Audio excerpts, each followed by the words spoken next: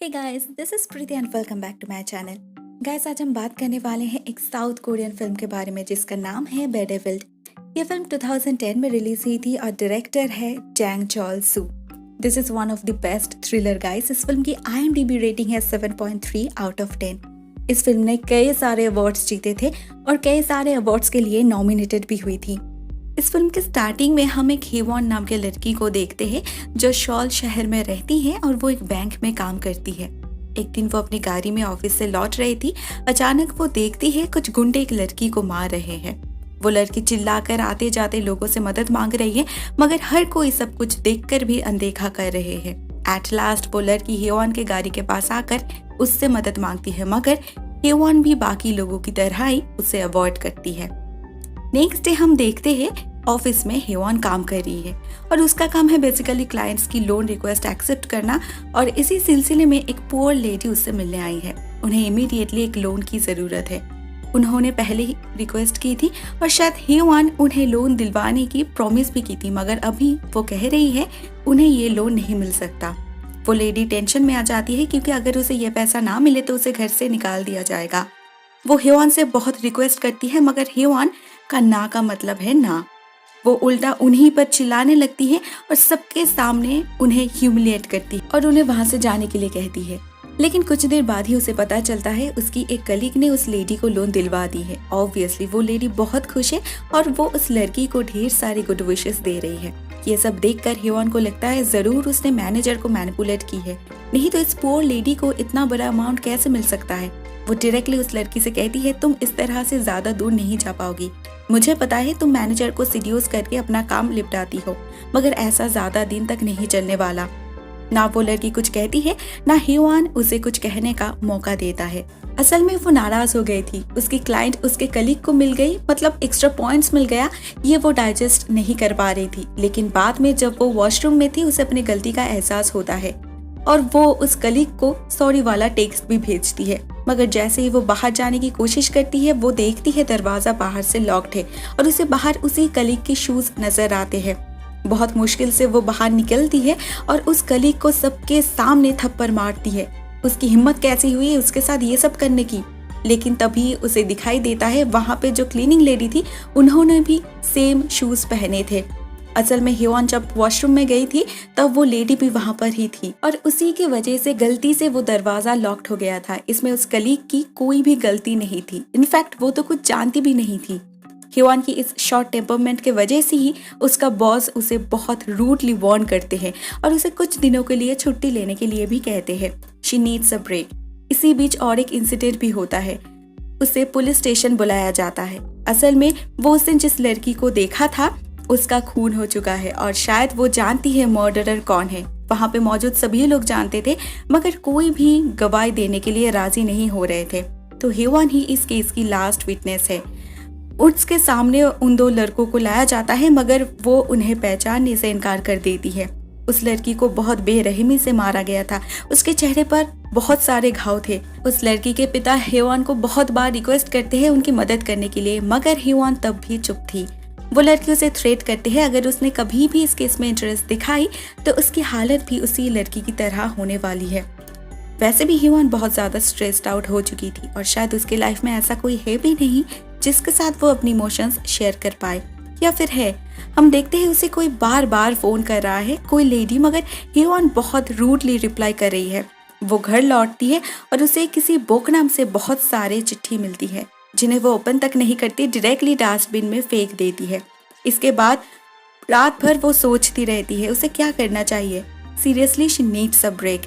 तो वो डिसाइड करती है वो कल ही मूडू आइलैंड विजिट करने जाएगी। इसी जगह पर उसकी दादाजी का घर है और इसी जगह पर उसकी बचपन बीती है और वहाँ पर ही बोकनम भी रहती है। असल में बोकनम कभी उसकी बेस्ट फ्रेंड हुआ करती थी। वो लोग जब टीनेजर्स थे और हेवॉन उस आइलैंड में रहती थी तब उनके बीच एक क्लोज रिलेशनशिप हुआ करता था। हर वक्त वो लोग एक साथ रहते थे। उसके बाद हेवॉन मेनलैंड में शिफ्ट हो गई और बोकनम उसी आइलैंड में रह गई। बोकनम के लेटर्स देखकर लगता है वो अभी भी उसे अपना बेस्ट फ्रेंड ही मानती है, मगर शायद हेवॉन बदल चुकी है। एनीवेज नेक्स्ट डे वो बोट में रवाना हो जाती है उस आइलैंड के तरफ। पता चलता है पहले वहाँ बहुत सारे लोग रहते थे, लेकिन अभी कुछ 7-8 लोग ही रहते हैं। लगता है हेवान या फिर उसका परिवार बहुत फेमस हुआ करते थे क्योंकि ये बोट ड्राइवर तक उसे पहचान पाता है। कुछ देर बाद हम देखते हैं हेवान मूडो आइलैंड पहुंच चुकी है और पहली बार वहां पर हम बोकनम को देखते हैं। वो हेवान से कम्प्लीटली डिफरेंट है, इनफैक्ट ऑपोजिट है। She is smiling and energetic. जैसे ही वो हेवान को देखती है वो भागकर उसके पास आकर उसे गले लगाती है। उसे जैसे बिलीव ही नहीं हो रहा था हेवान यहाँ पर आई है। बोकनम बहुत खुश है मगर हेवान उतना ज्यादा एक्साइटेड नहीं है। इनफैक्ट उसे थोड़ा सा अनकंफर्टेबल ही लग रहा था। बोकनम के चेहरे पर तो हंसी थी मगर उसकी हालत देखकर ऐसा बिल्कुल भी नहीं लग रहा था कि वो खुश है। उसके साथ कोई रेस्पेक्टफुल बात तक नहीं कर रहे थे। इवन वो बोट ड्राइवर उसे कहता है तुम्हारे उस गंदे हाथों से हेवान को मत छुओ। इसके बाद बोकनम जब हेवान को लेकर उसके दादाजी के घर की तरफ जा रही थी तभी वहाँ पे कुछ और लेडीज और बोकनम के परिवार खेत में काम कर रहे थे। बोकनम सभी को इंट्रोड्यूस करती है मगर यहाँ पे भी उसकी मदर इन लॉ उसे डांटती है क्योंकि उसने अपने पति मैनजोंग और देवर चूजोंग का नाम लिया था विच शी शुडंट। और हम देखते हैं मैनजोंग बहुत ही वियर्डली हेवान को चेकआउट कर रहा था। घर पहुंचने पर हेवान के साथ मुलाकात होती है बोकनम की बेटी योनहिक की, जो हेवान को देखकर ही भाग जाती है। बोकनम हेवान से कहती है असल में उसे नहीं पता स्ट्रेंजर्स के सामने कैसे बिहेव करना चाहिए। वो 10 साल की है लेकिन अभी तक उसकी स्कूल में एडमिशन नहीं हुई है क्योंकि यहाँ के लोगों की बिलीव है स्कूल में जाने से बच्चे बिगड़ जाते हैं। बोकनम चाहती है वो स्कूल जाए क्योंकि यहाँ पे रहने से शायद उसकी हालत भी उसी की तरह होने वाली है और उसकी हालत क्या है उसके बारे में हम कुछ ही देर में जान पाएंगे। रात में जब मैनजोंग और योन ही फिशिंग करने जाते हैं तो हम देखते हैं चूजोंग बोकनम का रेप करता है, लेकिन शायद ये बोकनम के लिए बहुत ही यूजुअल बात है। वो चुपचाप सब कुछ सहन कर लेती है। मैनजोंग के लौटने पर उसके बातों से हमें पता चलता है उसे भी इसके बारे में पता है। उसे पता है वो जब घर में नहीं रहता तो चूजोंग उसके बीवी के साथ क्या करता है मगर he is absolutely okay with that. In fact जब बोकनम आवाज उठाने की कोशिश करती है तो मैनजोंग दरवाजा बंद करके उसकी पिटाई करते हैं और हम देखते हैं उनकी बेटी योन ही बाहर ही बैठी है। उसे सब कुछ सुनाई दे रही है मगर वो बिल्कुल भी परेशान नहीं है। वो वहाँ बैठे आराम से बहुत ही कैजुअली फ्रूट्स खा रही है। सो इट मीन्स ये घटना उसके लिए भी बिल्कुल कॉमन है। वो शायद बचपन से ही ये सब देख रही है और यही उसके लिए नॉर्मल है।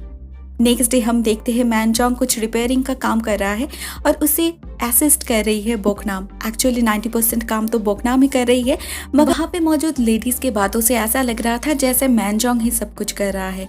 उसकी मदर इन लॉ इवन उसे आगे का काम भी इंस्ट्रक्ट करती है जैसे वो कोई इंसान नहीं जानवर है। उनका बेटा कोई महाराजा और बोकनम एक गुलाम है। दूसरी तरफ हम हेवान को देखते हैं। वो इस जगह को एक्सप्लोर करने लगी है और अचानक वहाँ पर चूजोंग आ जाता है और क्लियरली उसका इंटेंशन बिल्कुल भी सही नहीं है।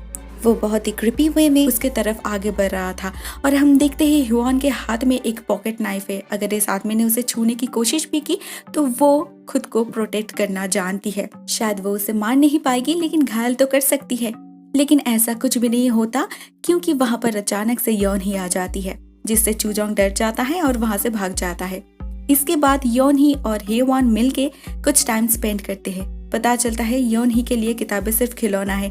उसे इन किताबों की वैल्यू ही नहीं पता। इन किताबों में से सिर्फ एक किताब ही उसके और उसके माँ के लिए इम्पोर्टेंट है क्योंकि वो किताब शॉल के बारे में है जहाँ उन्हें जाना है। योन जब उसे लेकर बोकनम के घर जाती है तो वहाँ पर कुछ और ही चल रहा था। बंद कमरे के अंदर मैनजोंग किसी प्रोस्टिट्यूट मीरान के साथ बिजी था और बाहर बैठे बोकनम खाना खा रही थी। उसकी फेस पर ना कोई गुस्सा था ना दुख। वो जिस तरीके से खाना खा रही थी उसे देखकर ऐसा लग रहा था जैसे उसके लिए सिर्फ दुनिया में यही मैटर करता है।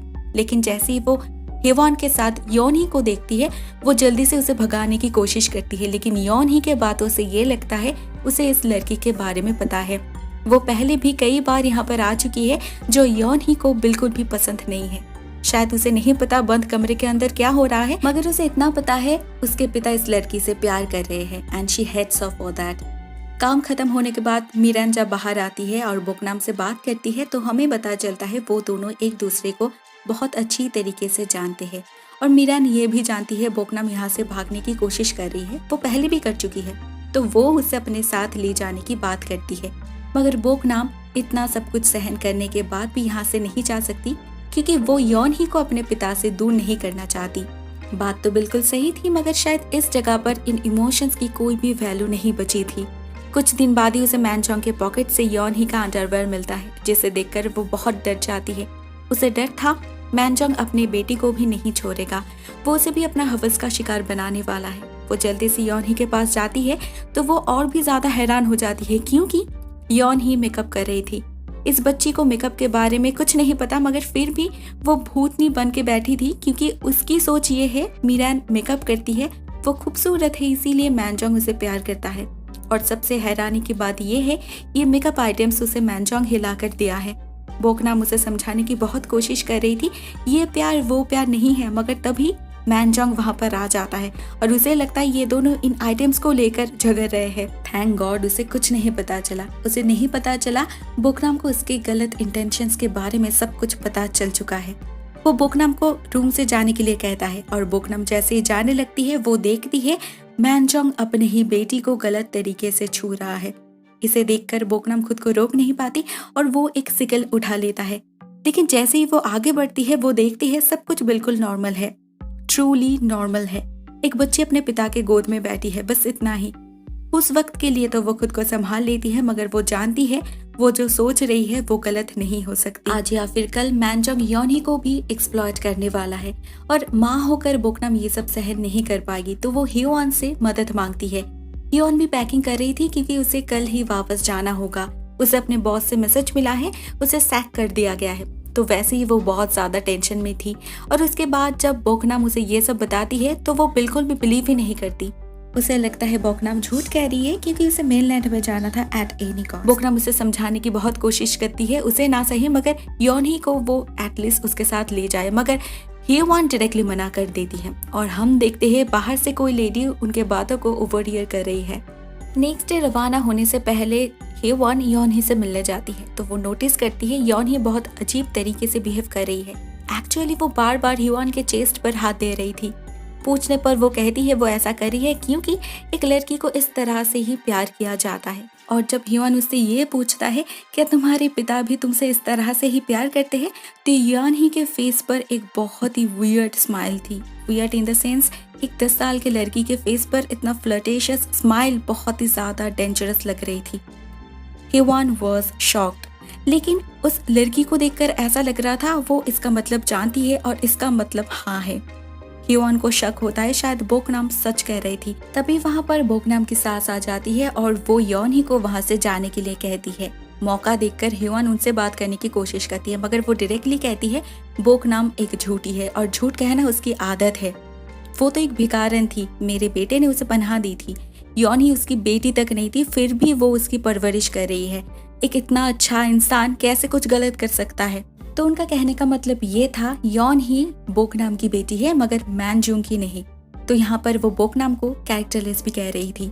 पता नहीं हियोन उनके बातों पर बिलीव की या नहीं। उधर बोकनाम भागने की तैयारी कर चुकी है। उसे पता है हियोन उसकी मदद नहीं करने वाली, तो वो छुपके से क्लोजेट से पैसा चुराती है और मीरान को कॉल करती है। कल सुबह वो बोट लेकर आने वाली है और उसके बाद वो अपने बेटी को लेकर यहाँ से बहुत दूर चली जाएगी। इनिशियली योन ही जाना नहीं चाहती थी, उसे अपने पिता के पास ही रहना था, मगर जब उसे ये रियलाइजेशन होता है कि उसके माँ को पूरा जीवन ऐसे ही अब्यूज्ड होना पड़ेगा, वो राजी हो जाती है। तो माँ बेटी सुबह होते ही निकल पड़ते हैं, लेकिन वो देखते हैं मीरान उसी बोट ड्राइवर को हायर की थी जिसे हमने स्टार्टिंग में देखा था और वो मैनजूंग का दोस्त है। बोकनाम उसे फेयर देती है और जल्दी से बोट स्टार्ट करने के लिए कहती है, मगर शायद वो ड्राइवर भी इनसे मिला हुआ था और उन्हें भी इन प्लान के बारे में पता चल चुका था। वो इंटेंशनली वहां पर ही रुक जाता है जिससे मैनजूंग को वहां पर पहुंचने का वक्त मिल जाता है। इसके बाद जो होना था वही हुआ। मैनजूंग सबके सामने उसे मारने लगता है। वहां पर और भी कई सारे लोग थे, स्पेशली वो लेडीज, मगर कोई उसे नहीं रोकता बल्कि उसे और ज्यादा मारने के लिए उकसा रहे थे। बोकनाम की हालत बहुत खराब हो चुकी थी, लेकिन फिर भी वो हार नहीं मानती। उसके बातों से ये पता चलता है उसे बहुत पहले ही यहाँ से भाग जाना चाहिए था। वो सब कुछ टॉलरेट करती गई और यहाँ के सभी आदमी मिलकर उसका फायदा उठाते रहे। इसलिए उसे नहीं पता योनी का पिता कौन है, क्योंकि यहाँ पे मौजूद सभी मर्दों ने उसके साथ बलात्कार किया था। ये बातें सुनकर मैनजूंग और भी ज्यादा गुस्सा हो जाता है और उसे और भी ज्यादा और ब्रूटली मारना शुरू कर देता है। योन ही अपने माँ को बचाने की कोशिश करती है तो मैनजूंग उसे इतना जोर से पुश करते हैं जिससे वो नीचे गिर जाती है और वहीं पर उसकी मौत हो जाती है। अभी इस सिचुएशन के लिए कोई भी रेडी नहीं था। सबको लगा था बोकनम मरने वाली है, लेकिन इस बच्ची की मौत हो जाएगी ये किसी ने भी नहीं सोचा था। तो सभी कुछ समय के लिए स्टंट हो गए थे और सैड भी, लेकिन ये फीलिंग्स भी टेम्पोररी था। जैसे ही एक इन्वेस्टिगेटिंग ऑफिसर वहाँ पर आते हैं, सभी मिलकर उन्हें ऑलिंग करने लगते हैं। मैनजोंग तो ऐसे बिहेव कर रहा था जैसे वो विक्टिम है और असली कल्प्रिट बोकनम है। वो उस इंस्पेक्टर से कहता है बोकनम योनही को लेकर आज सुबह ही यहाँ से भागने की कोशिश की थी, लेकिन योनही अपने पिता से इतना प्यार करती थी कि वो अपनी माँ को छोड़कर स्टीफ फादर के पास ही रहना चाहती थी, लेकिन बोकनम उसे फोर्स कर रही थी और इसी हड़बड़ी में योनही गिर गई और उसकी मौत हो गई। मतलब ये वैसे तो एक एक्सीडेंट है, लेकिन इनडायरेक्टली ही सही बोकनम ही दोषी है। वो इंस्पेक्टर ह्यूआन से भी बात करते हैं, मगर उसने कुछ भी नहीं देखा था क्योंकि तब वो सो रही थी। शायद बोकनम को लगा था ह्यूआन उसे सपोर्ट करने वाली है, मगर ह्यूआन ऐसा कुछ भी नहीं की। तो इस बात से बोकनम को बहुत ही ज्यादा खराब लग रहा था। She was feeling betrayed. वैसे इंस्पेक्टर भी मैनजोंग का दोस्त था और वो भी बेसिकली इसी आइलैंड से बिलोंग करता था, तो वो मैनजोंग की बातों को ही मान लेता है और इसे एक एक्सीडेंट कहकर वहां से लौट जाता है। दूसरी तरफ ह्यूआन भी लौटने की तैयारी में थी, लेकिन उसे बोट नहीं मिलती और उसी रात चोलजोंग उसका रेप अटेम्प्ट करता है, लेकिन बोकनम अपने दोस्त को सेव कर लेती है। नेक्स्ट डे जब मैनजोंग और चोजोंग मेनलैंड में गए थे, हम देखते हैं बोकनम खेत में पागलों की तरह काम कर रही है। उस हादसे के बाद से उसने किसी से भी बात तक नहीं की थी, तो शायद वो इस तरह से खुद को बिजी रखने की कोशिश कर रही थी, अपनी फ्रस्ट्रेशन निकाल रही थी। लेकिन अचानक उसे कुछ होता है, वो कुछ सेकंड के लिए रुक जाती है और फिर वो एक के बाद एक सब औरतों को मार डालती है। जब मैनजोंग और चूजोंग लौट आते हैं उस बोट ड्राइवर के साथ, तब वो उन्हें भी मार डालती है और वो भी ह्यूआन के सामने ही। और उसके बाद वो ह्यूआन को भी चेस करने लगती है, बट समहाउ ह्यूआन उस आइलैंड से भागने में कामयाब हो जाती है फॉर्चुनेटली। और दूसरे ही दिन हम बोकनम को देखते हैं, वो भी मेनलैंड में पहुंच चुकी है। शायद अभी वो एक नया जीवन शुरू करना चाहती है। वैसे भी उस आइलैंड में और कुछ नहीं बचा। हम ह्यूआन को भी देखते हैं, वो अभी तक सोल नहीं पहुंच पाई है और वो यहाँ पे ही पुलिस स्टेशन में रेस्ट कर रही है। रात में जब उसका नींद टूटता है, वो देखती है उसके हाथ में हैंडकफ्स है और उसी सेल में बोकनम भी प्रेजेंट है। वो उसे देखकर बहुत डर जाती है क्योंकि वो जानती है बोकनम उसे नहीं छोड़ने वाली। तभी हमें पता चलता है बोकनम यहाँ पर आई है सिर्फ और सिर्फ ह्यूआन को मारने के लिए, क्योंकि जिस दिन योनही की मौत हुई थी उस दिन ह्यूआन भी वहीं पर थी। बोकनम उसे देखा था, इसीलिए जब उसने झूठ कहा तो बोकनम इतनी बिट्रेड फील कर रही थी, इतनी ज्यादा हर्ट हुई थी और अभी उसे बदला लेना है। लेकिन जैसे ही वो ह्यूआन पर अटैक करती है, वहाँ पर जो पुलिस ऑफिसर थे वो बोकनम को शूट कर देता है। इससे बोकनम घायल हो जाती है और ह्यूआन भी इसी का फायदा लेकर उसे एक बांसुरी से मार डालती है। एट लास्ट उसी के गोद में बोकनम की मौत हो जाती है। ह्यूआन इस बार भी खुद को सेव कर पाई थी, मगर वो इमोशनली चेंज्ड हो चुकी थी। उसे याद आता है बचपन में भी एक दिन इसी आइलैंड में जब वो दोनों खेल रहे थे, कुछ लड़के उन्हें डिस्टर्ब कर रहे थे। वो तो भाग गई थी, लेकिन बोकनम उसे बचाने के लिए वहां पर ही रुक गई और उससे मोलेस्टेशन का शिकार होना पड़ा।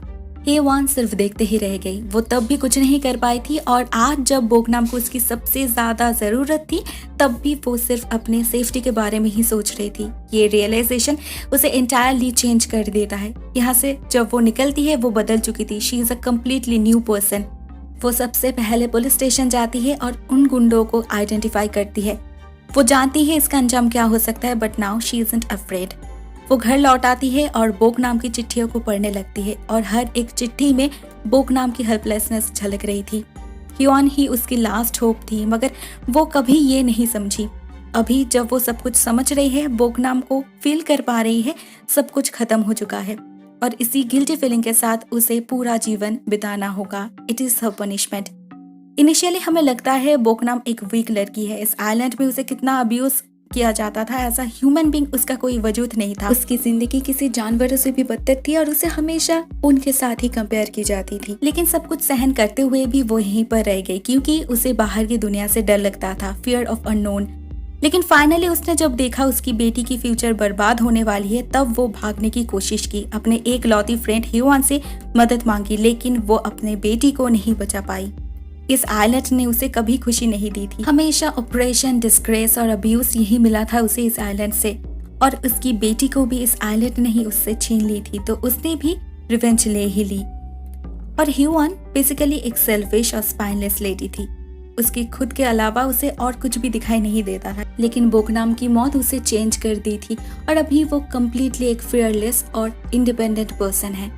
This is the end guys, और मैं भी ये वीडियो यहाँ पर ही क्लोज करती हूँ। अगर आपको ये वीडियो पसंद आती है then please hit the like button and subscribe to my channel. Thank you so much for watching this video. Tata.